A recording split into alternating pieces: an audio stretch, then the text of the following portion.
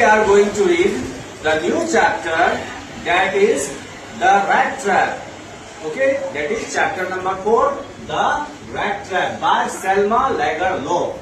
Selma Lagerlof was born in 1858 and died in 1940. And you know that she was a Swedish writer. वो कहाँ की writer थी? Swedish writer थी. Okay, there are some words to you. Essential मतलब आवश्यक. Legends मतलब पौराणिक कथा. Petty मतलब छोटा मोटा या तुच्छ. Resort सहारा लेना. Vagabond घुमक्कर. Monotonous नीरस.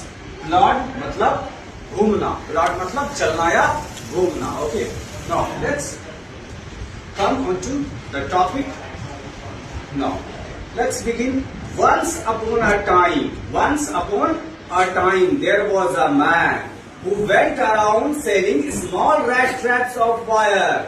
एक बार एक आदमी था जो तार की बनी छोटी चूहेदानी बेचने चारों ओर जाता था. Okay, once upon a time there was a man.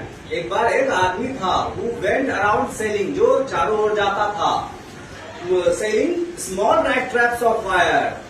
तार की बनी छोटी चूहेदानी को लेकर. Okay, he made them himself at odd moments. वह उसे बहुत ही कठिन परिस्थितियों में बनाता था. From the material he got by begging in the stores. और जो वो मटेरियल कहाँ से लाता था? बेगिंग यानी कि भीख मांगकर या फिर स्टोर से. ओके, भीख मांगकर लाता था. कहाँ से भीख मांगकर? स्टोर से यानी दुकानों से भीख मांगकर लाता था.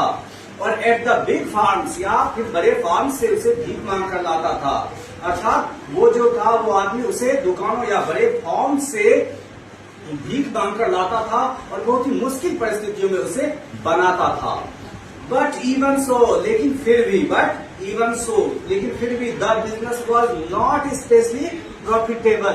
उसका जो बिजनेस था वॉज नॉट स्पेशली प्रॉफिटेबल. उसका बिजनेस लाभदायक नहीं था. इतना सब कुछ होने के बावजूद उसका व्यापार लाभदायक नहीं था. सो ही हैड टू रिसोर्ट, इसलिए उसे सहारा लेना पड़ता था. टू बोथ, दो चीजों का. टू बोथ किन किन चीजों का? बेगिंग यानी भीख मांगने का भी सहारा लेना पड़ता था. एंड पेटी थीवरी, और छोटी मोटी चोरी यानी पेटी थीवरी. मैंने यहाँ लिखा है पेटी थीवरी यानी छोटी मोटी चोरी भी करनी पड़ती थी उसे. क्यों? To keep body and soul together. Body and soul together, अपने आप को जिंदा रखने के लिए, मतलब अपने शरीर और अपनी आत्मा को एक साथ रखना, मतलब अपने आप को जिंदा रखने के लिए उसे बेगिंग करना पड़ता था और पेटी थीवरी भी करनी पड़ती थी.